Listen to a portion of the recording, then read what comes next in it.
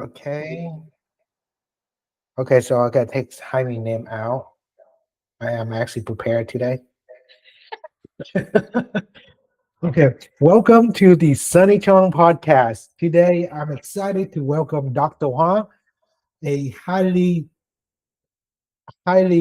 educated investor, accomplished investor with a portfolio over 7,000 apartment units, value more than $600 million. Dr. Huang is an optometrist who owns a successful multi-million dollar practice in the Dallas Fort Worth area.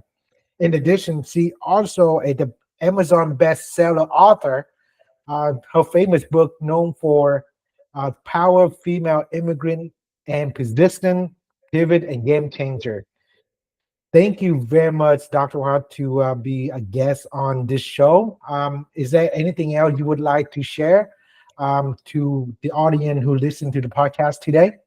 No, I'm just excited, Sunny. Thank you so much for having me on your show. And I am excited. And no, I have nothing else to add, but we'll go through the show and whatever other questions that come up, you can just ask away. Ask free. No point. Just go with thank you. I love your attitude. Honestly, it's a pleasure to meet someone like you. And in the real estate industry, it's so hard to find good people, and I'm glad you're one of them. Well, Um, I There's a few questions, and I want to ask, and hopefully the audience can learn about you as well. And also, you have a coaching program, and we can go into that and see how they can get hold of you. So the first thing I would like to ask, what inspired you transition from optometrist to a real estate investment, and how you manage the balance of both careers? yeah, that's a great question. And that's one I get asked all the time, Sunny. By Uh, trade, I'm an optometrist. I graduated in 2006, so been practicing for 18 years. Now, my daughter, Athena, she was born in 2014. And the mm, reality of it is being a business owner and having two private practices. My husband, Jaime, we were hustling and working maybe 6 days a week. Sometimes we were doing, 60 hours a work week. When mm, our daughter was born, it was really hard as a mom not having the time freedom to be able to enjoy the balance of being a career woman, but also being a mom who is involved in their child. And that's what piqued our interest in the real estate space. And that's when we started learning more about real estate investing. And Jaime and I started off buying, land. We built our own home to do Airbnb. And then we transitioned into larger multifamily, but it really stemmed from the need and wanting of more balance in life and enjoying the fruits of our labor. And from the time freedom, then also realizing the potential of what real estate can do. And we started really getting passionate about both the real estate investing world and being successful career people. And I was like, man, if only people knew the world of how you can multiply your money and how investing really works, then that would be great. And so we started educating and speaking more about it. And that's when we started doing more syndication type models and bringing other investors alongside us. But it stemmed from our own desire of wanting to have more financial and time freedom. And how do people do that? And you hear real estate investing, and there's so many vehicles and lanes in real estate investing. And so we spent a lot of money and time into these mentorship and coaching programs and masterminds and conferences and networking and learning so that we could, maximize and work smarter, and not just always harder. mm. So the crucial point about syndication and in your industry is to attract the investor to scale your real estate portfolio, right? So how did you initially build trust with investor, and what strategy did you use to continue attracting and retain investor in your real estate venture? For us, when we first started, we didn't have investors or partners. Jaime and I really did utilize our own money, right, to build the experience ourselves. And we were passive investors when we started the syndication model and we learned about that. We honestly started as a passive investor first to understand the model and to make sure that it was actually legit and it worked, right? And Mhm. so we were passive investors in 8 different projects before we ever became a general partner ourselves. And we had already built a relationship with the general partners who we were passive investors with, built a friendship as we were learning the model and everything, and became kind of like learned right alongside them. And they took us under their wing. And then so at the time that we were general partners, we had already engaged with potential investors who were interested in investing something similar to us. And the easiest are peers who are also busy professionals and doctors just like us, who also want to grow their money, who have capital just sitting in there, but maybe not want to have all their money exposed to the stock market, that maybe they want to put some of that in something like this that's tangible. And that's how we kind of started, was to do that and building in our immediate circles of friends and family and peers. And then from there, as we were going and speaking more to different organizations and different groups, then that grew our, investor database. But for us, it's such a boutique operation. Most of our projects are, 506B. They're more just private relationship. We have to know you type of thing instead of just blasting it out there. And so building those core one-on-one relationships took a lot of time and, building of trust before we could have investors that were repeat investors and that referred people, right? So by no means was it easy or fast. We knew that this was a long-term investment and also a long-term plan. And so every single project, if we bring an investor in, we're heavily invested our own money into the deal too, right? Right. So our investors knew that, hey, we have a lot of skin in the game alongside them too, right? Yeah. So that's the best way to approach in any partnership venture. You have to establish that trust with the investor. You have skin in the game, and ask something of value to it, so they can see you're not just raising capital to leverage them, but you actually invest alongside them. That I think that trust is very very good to establish.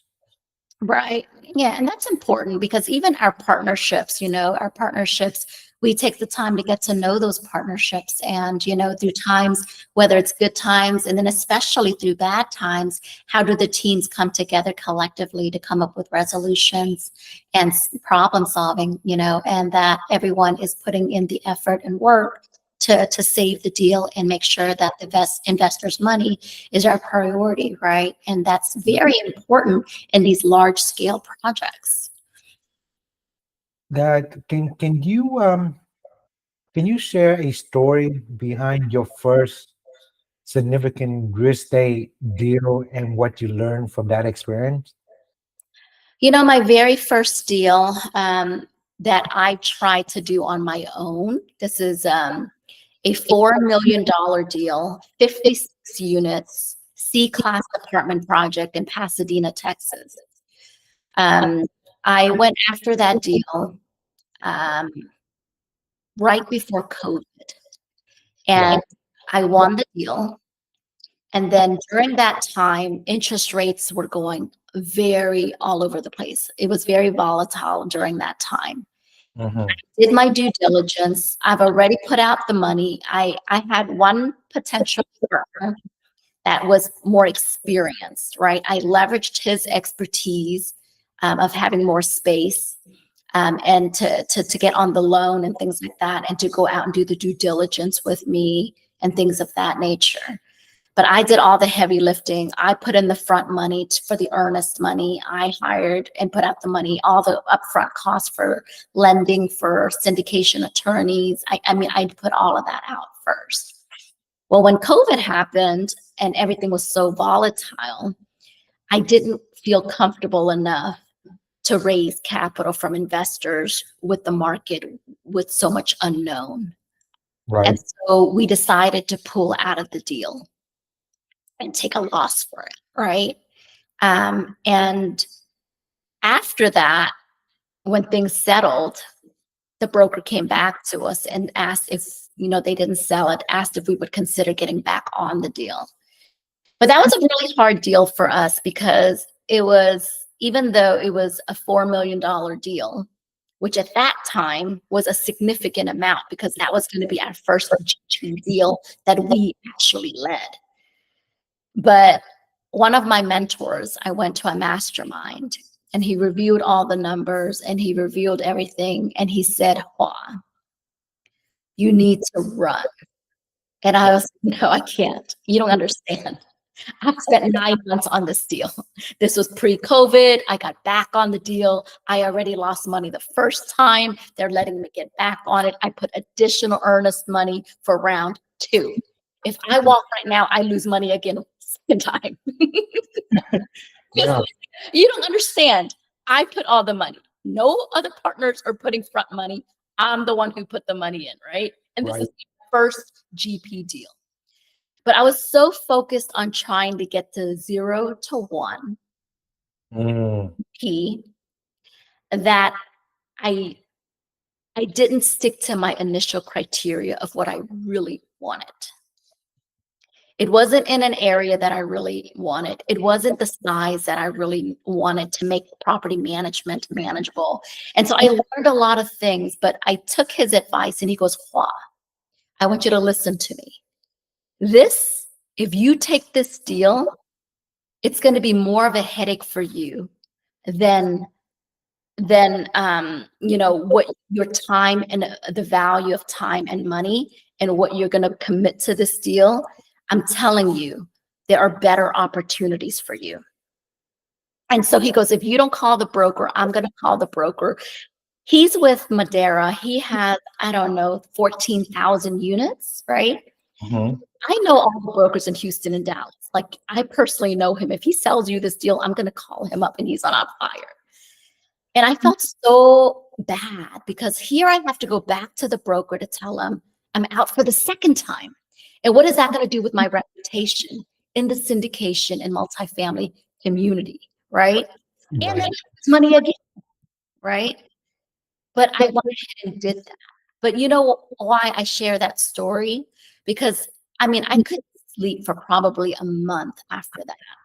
Oh, And wow. I was so defeated. And I think I made a mistake investing all my time and money in doing real estate investing and trying to be a GP and all of this.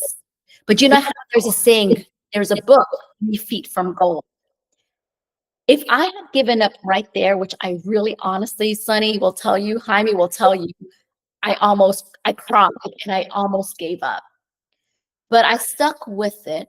And 2 months after that, deal went south and I didn't go through with the deal. I had another opportunity that opened, which was a B class, great asset, 243 units, great partners. But I shared that challenge with them, and that was the opportunity for me to partner with them. And I was already passive investors with them, and Mm-hmm. 3 other deals with them. And so the first GP deal wound up being a home run, right? Love it. Fixed debt, great location, much better asset, great partners. And so everything fell in line. And it was just a matter of sometimes things happen for a reason. And I'm a big believer of that, right? They do. From that experience, you learn not to deviate from your buy box, right? And find exactly what's easy for you. And you buy something in Class C, depending on the area wise, can be unmanageable. Correct. So so how do you decide which market to invest in, and what the key factor you consider when underwriting the deals now, from what you know before and what you know currently? Yeah, our buy box, we typically like at least 125 units and larger. But for markets for us, we're heavy in Houston and DFW. But even within Houston and DFW, the immediate submarkets are super important, as far as the demographic. We really don't like high crime areas, Right. so having a low crime and then better school district, right? Having a good school district there. Obviously, we want higher than average or median household incomes. And so we tend to do more A and B because of the better demographic that we're able to get. And they can afford more. The business plan, usually the 5-year business plan, and it's more realistic and attainable. Mm-hmm. The diversification of the employment sector, super, super important too, right? It cannot be too heavily based on one or two big employers within that apartment community, because if something happens with that employment sector, that can be a big impact, right? And so those are the big ones, and even visibility and like the management team on site. If it's previous third-party management and there's opportunity for us to really improve the management, that's a big value component that can really turn a property around, right? I only do partnerships that have local boots on the ground, right? Especially if I'm buying where I'm not physically local boots on the ground.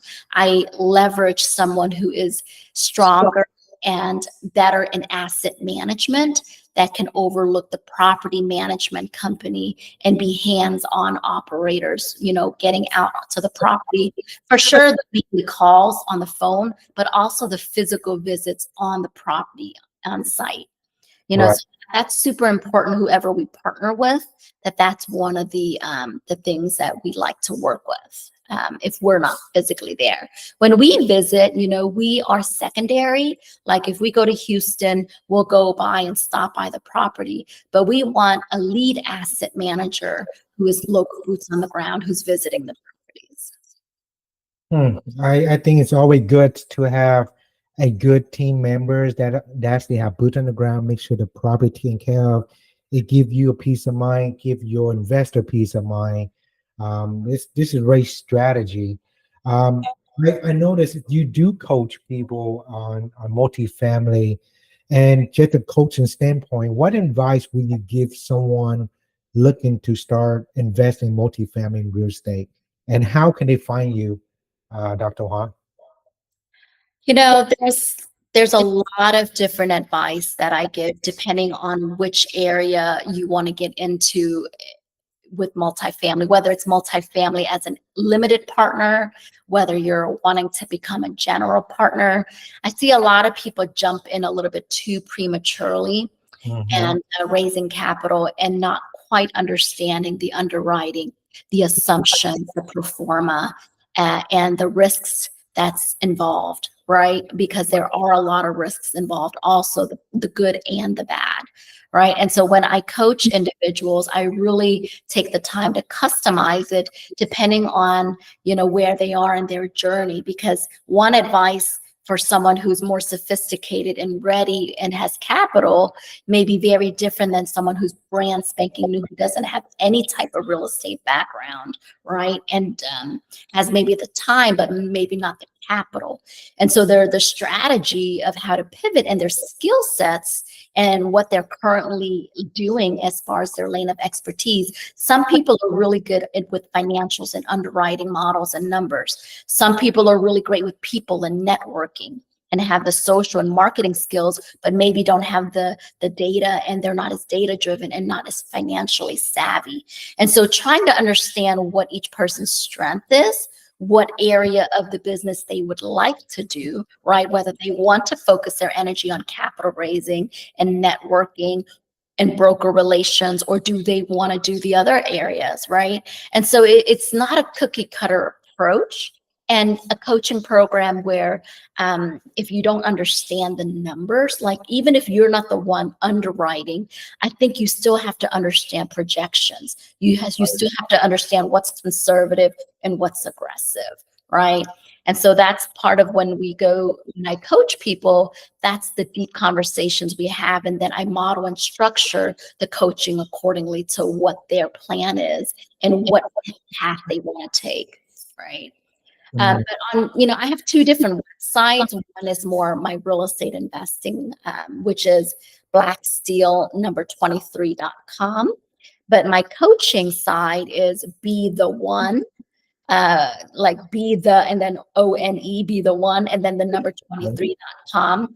And I coach people on the multifamily, and I also coach people on speaking, because the speaking one to many has been a big platform that I've been able to utilize to help grow our businesses too. But more so than grow our businesses, I didn't realize that. I mean, I had such a fear of public speaking. I've always been so shy, very quiet and introverted. But what I learned is I've been able to integrate my passion to do philanthropy work, and through my platform of speaking, I've been able to marry both, business and philanthropy together. I really admire what you do, over what you've been through. Even if you shy, but you come out of your comfort zone and yet to push yourself. That is a little bit different from the Asian community, and you break that barrier. Can you go a little bit in depth? How did you overcome that mindset that you have?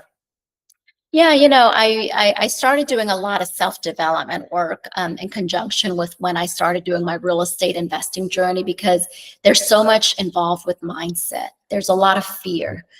Fear and doubt holds a lot of us back. And, when I started doing a lot of listening to Les Brown and Tony Robbins and Jim Rohn and Zig Ziglar, and like I started getting really heavily immersed into that world to open up my mind and heart. And even though I knew that networking was never my thing, I was very uncomfortable. Speaking was never my thing. But my daughter has always been kind of that, she's been my biggest teacher, because, we call her Ninja. Her nickname is Ninja. She has this very fearless attitude. And she's just, do it, mom, just do it. Like, if you believe it, you can achieve it. Just do it, right? Yep. And, when she has that mentality, and here I am, I was like, my little girl has this attitude. And she's really been the one that's really helped me kind of keep pushing out of my comfort zone. And, I've been blessed with good mentors. I've seeked different mentors that believed in me. And Jaime, we've been together for 19 years. He's my biggest cheerleader, works behind the scenes. You always see me in the face of things on stages and out there. But behind the scenes, my biggest supporter and the one doing a lot of the work is Jaime, and AKA my lover, right? Right. To have a partner, I mean, he's the best partner, my business partner, my life partner. But to have someone who believes in you when Right. times are tough, when I didn't have the strength to believe in myself that I was good enough, or how would someone like me, go out there and do something like this, right? But it's in your head. It's all in our mind, the belief of what is possible. And once that starts to expand, and that's the beauty of why I go to different masterminds and retreats and meet different circle of people, because it widens my eye of, wow, I was living in this little bubble where at first I thought it was just me and my little family. If I could just support and take care of my little family and live comfortably. I started off with time and financial freedom. And when I realized, man, that alone, I wanted to do so much more. And Mhm. that was what really kept me excited and alive. That's what kept pushing. Like it's kana, they say constant and never ending improvement. And I believe in that, right? Always. I never feel like I've made it. I'm happy where I'm at. I know that it's enough, but it's always another level. I think each and every single one of us have another level of it in us, right? To be Yeah. able to grow, because growth is what keeps us excited and alive and passionate, right? So, I mean, it is a big part of it is mindset, but it's not like a attend one a thing. It's not like hire a mentor. It's not a one thing. The end of the day, you have to put in the daily work, right? You have to subconsciously feed your mind. I do a lot of meditation. I do breath work. I listen to different, TEDx talks. I listen to all the time, every single day, whether I'm driving, whether I'm just sitting in the morning. I listen to it and let it sink in, because there is no program, there's no magic pill, there's no magic retreat that is like, okay, I got it and I'm a changed person. No, you have to maintain it consistently. You do, and for you at coming out and share your struggle and how you overcome and talk about your mindset is it very refreshing, because not a lot of people coming out and willing to share those kind of stuff, Dr. Ha, and to share is to grow, right? So Absolutely. um, on this note, I did you I want to find out and just correct me. Does your business in optometrist affect how you invest in real estate at all? We've been really blessed with our practices and our businesses that we have systems and people. I think the two big things is teams and systems, right? And we have a very loyal patient base. And so our business, fortunately, through up times, through down times, through whatever, with COVID, with whatever's happening in the market, we've been in, even though we've been doctors for 18 years, our two eye care practices are going on 13 years, right? Right, So our businesses steadily increase.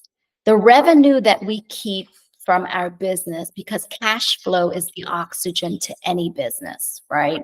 And hmm, so we always make sure that that cash flow that's reserved for our optometry practices, that will not get touched, right. right? So the cash flow and the business and what's needed is always separated from our business and what we do in our real estate. Right. So you cannot, even though if we have extra money, that's revenue that's coming in from our optometry practices that we have extra that we can now invest into our real estate ventures, then great. But we're not going to take money that's the bloodline of our optometry practices and risk that and bring it into another side. And so I think financials and separation has to be very distinct, right? Because you cannot commingle a lot of these things and it'll put you in a very financially dangerous place. Of course, you want to separate the two totally. So I I see your point on this, because you want to separate the two business together, and it's a blind line, a bloodline of your cash flow. Um, I have a few more questions, Oh, and please ask away. well, looking ahead, okay. What are your personal development goals, and how you plan to achieve them? I have the dream of wanting to do more speaking internationally, right? And the type of speaking that I really desire and aspire to do more of is really more inspirational speaking, right? Kind of Right. like I claim, because Les Brown has been one of my big, people I listen to. I always say, I want to be that Asian Les Brown. I love Les Brown. He's great.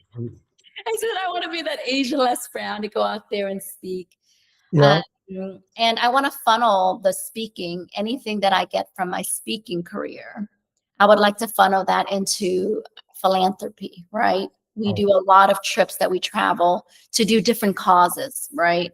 And I said, if we can grow that and be able to also do retreat centers. I did a retreat in Colombia. I've done multiple different types of retreats, but retreats are something that almost feels more like, instead of just a transformation, it's really an awakening. And I witness in so many people who go through these different type of retreats. And mhm. I want to be a part of those type of world and retreat. And we own land in Belize that's beachfront that I haven't developed out yet. So ideally in the future, we do want to develop that. That's something we don't have investors, we don't have partners. That's Jaime's and I retirement plan down the line. But I'd like to have, multiple retreat centers around the world and collaborate with the retreat people who that's their lane of expertise and be able to help other individuals from all walks of life, right? To Right. get build on the self-development and help on their inner child healing and a lot of how they can maximize their where they are to the next level and go deeper within. And so we don't just go on autopilot. That's the type of work I'm very passionate about.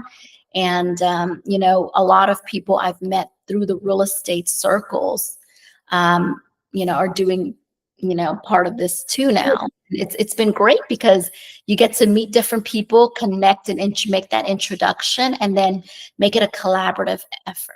So, that's part of my personal development long-term goal as I'm doing that now. And that also helps improve myself as I'm also helping others along the way. I love that when you mentioned about healing your inner child. Not a lot of people are willing to um, look deeper and try to make peace with it, or figure out who they are and how to heal their inner soul peace. And for you to actually bring it out to existence and try to help people with it and make peace with it is really rare in our Vietnamese community.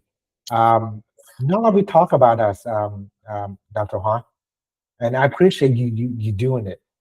No, I appreciate that too. Because for the longest time, I mean, I've growing up, I've always suppressed my emotions, right? And a lot of our Vietnamese upbringing, you just tough it up. You move forward, you tough it up, um, and we learn to suppress emotions, and we don't show affection. In growing up, my family was not very affectionate. Like we don't hug and kiss, and like we didn't do that. And when I'm in Jaime's family, everyone's like hugging and kissing, and it's a very different dynamic, right? But Right. I've learned that a lot of the things I do out of habit as an adult stem from my childhood, right? And I didn't even realize a lot of the things that I thought were healed that were never really healed. And so I think it's so important that that's a conversation to be had.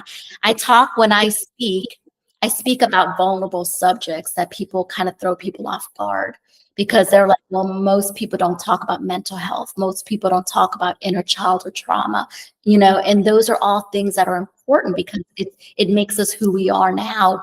But beyond just that, it's not that's your past. And once you re-identify who you are and you focus more on the present and the possibility of the future and not be a slave or to your past and just think that that's who you are. And, I learned that a lot. I'm like, oh my God, I just always labeled myself a certain way, thinking that's just who I am. And that couldn't be further from the truth. It is. It is. Yeah, just the way you sharing your story make me already think like how we heal our inner peace, right? It doesn't matter what background you are. It just happened with Vietnamese that we suppress our feeling, and our culture totally different. Mhm. And now a lot of us try to speak up and speak out and about mental health is very important because most of the Asian they're very prideful, Right. right? So if we can actually share and be transparent and open about it and speak our vulnerability, it's help us grow and define as a human being.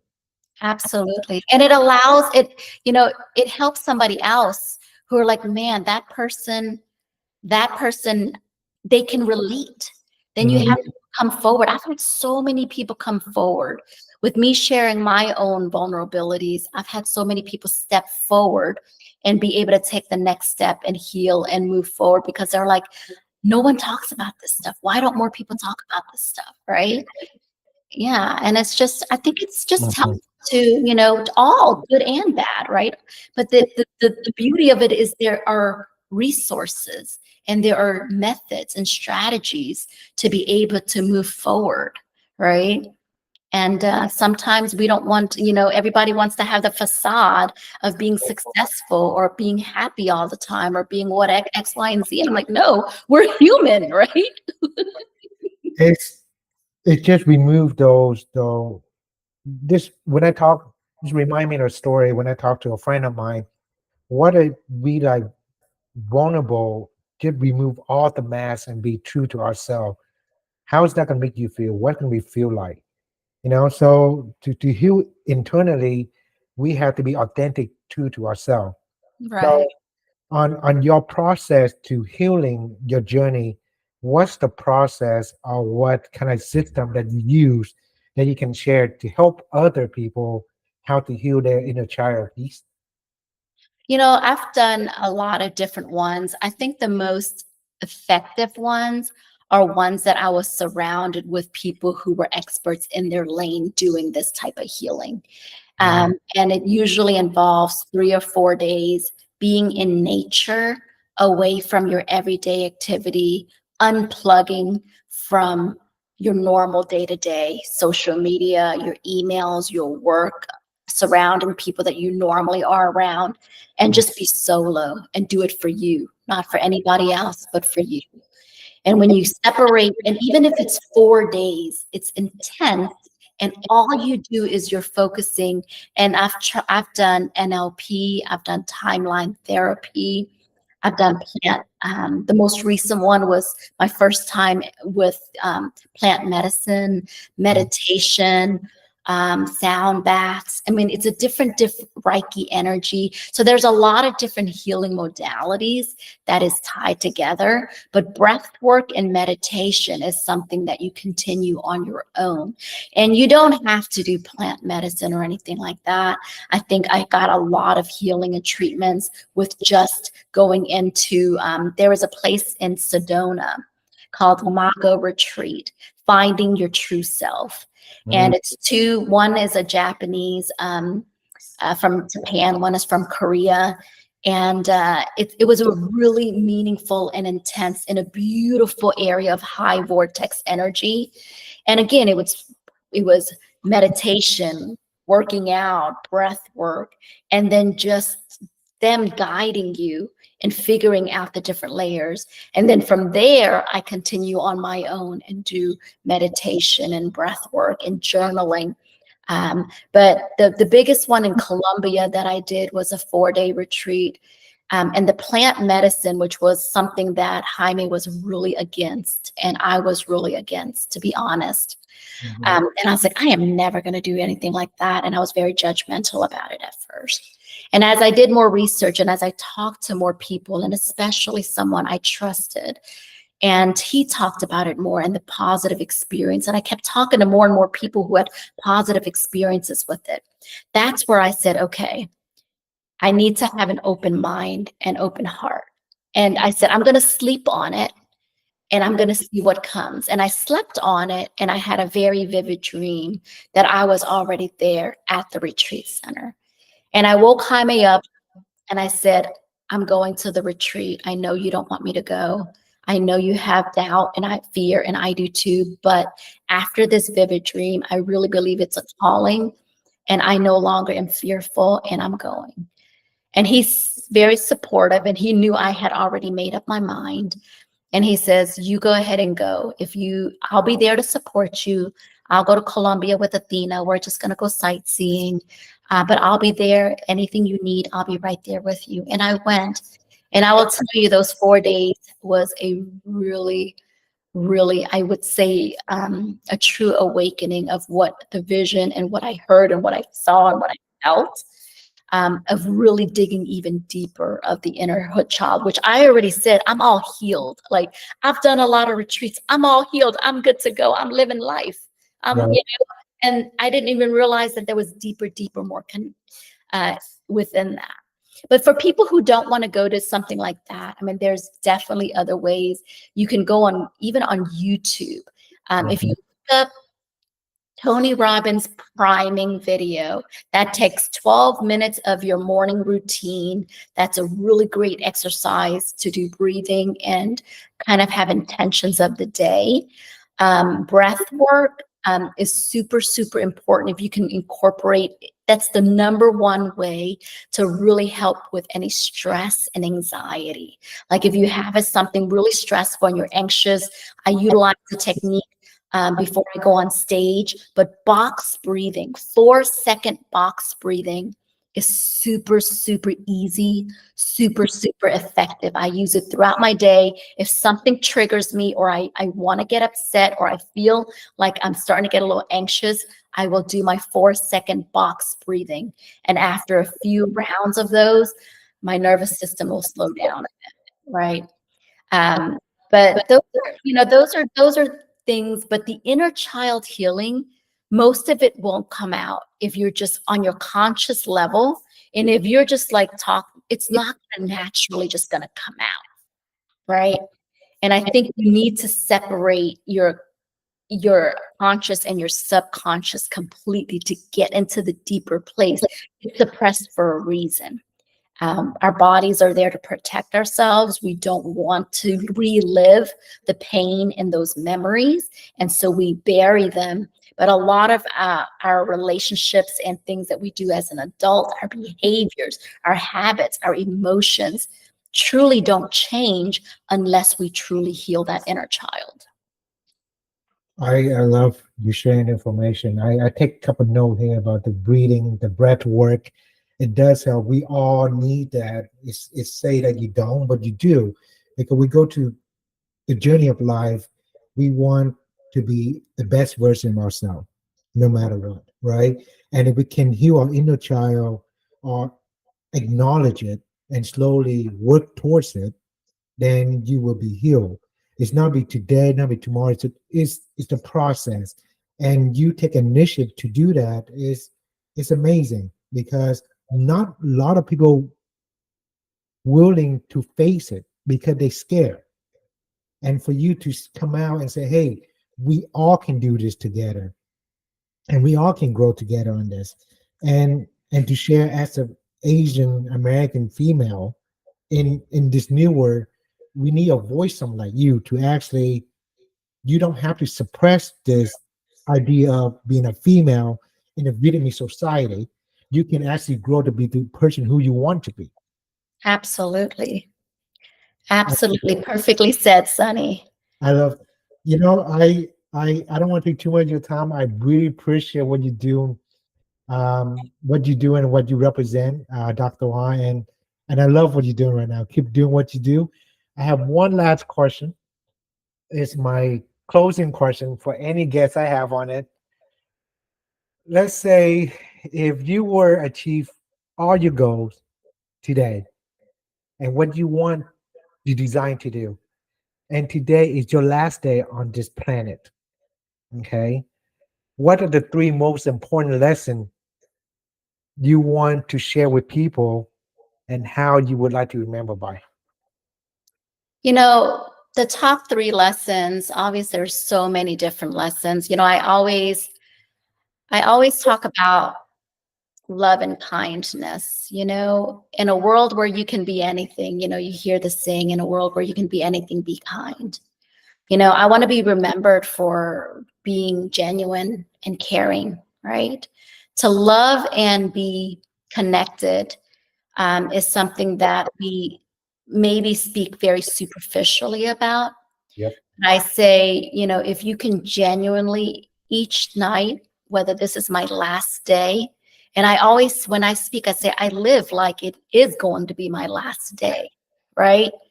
Yeah. But don't take that for granted. The people that are surrounding you, don't take them for granted, right? Whether it's a loved one, a friend, your children, your parents, your partners, people that really matter in your life, spend quality time with those people, right? Know that, let them know that you love them and you care for them. And don't wait until you're about to die or you don't have the opportunity to tell them, right? One of the biggest things, if I had to say, number three is like, don't live with any regrets, right? If you want to do it, Dr. Wayne Dyer has a saying, don't die with your music still in you, right? Wow. So it's something I always think about, right? What is it that I really want out of my life that I want people to remember? And not just what people remember, that when I leave, that I know that I've done my part. And if someone is reading my eulogy, that I'd be proud. And I have written my eulogy 3 years ago. Jaime and I wrote our eulogy out, and I encourage People, if you have not written your own eulogy of what it looks like and sounds like and feels like to you, and rewrite it, but write your eulogy, right? But love and kindness, really spend quality time with the people that really matter, right? And that love equation, remember yourself in the process. You cannot pour into others when you're half empty. And so it's not selfish to make sure that you are fully, fully loved in yourself. And then you can pour and spread that love and kindness to others. But start there. But those are kind of my top lessons, I would say, but no, when people are always like, well, what do you want to achieve financially? Or what do I don't even, my mind doesn't even think in that capacity. I don't even think in numbers. People, it's kind of funny because people introduce me with numbers, right? Because that's what catches. I was like, I do not want to be remembered for how many units. I do not want to remember how many billions or assets under management. That's not remotely what I want to be remembered for, right? I really want to remember that I had the courage to go out there and just love and be kind, that I was genuine, right? That's at the core, that I just loved deeply and that I cared. At the end of the day, that's all that really matters to me, right? Love it. I think that's the best way to remember is to share the knowledge beyond beyond your accomplishment. It's how to grow as a person. Absolutely. But I enjoy this. And how would people get a hold of you, Dr. Hua? Can you share if they want your coaching and they want to learn more about you? Can you tell me how they can find you online? Yeah. I'm on social media. I mean, my website I mentioned earlier, blacksteel23.com, or be the one number 23.com. I'm on Facebook under Hua, Hoa Nguyen, Nguyen. I'm on LinkedIn. I'm on Instagram. But honestly, the best platform is going to be Facebook or LinkedIn. And then you can direct message me if you want to have direct access. I do personally check those. Perfect. Well, thank you so much for your time today. It's been an honor and truly refreshing to talk to you. Besides real estate, it's more about personal development. That's what my my vision for this show is, just beyond the real estate, beyond what your accomplishment is about personal development. So I'm glad to have you as a guest, and I really appreciate you. Thank you so much, Sunny, for having me on. You're amazing. Thank you. Thank you. Okay.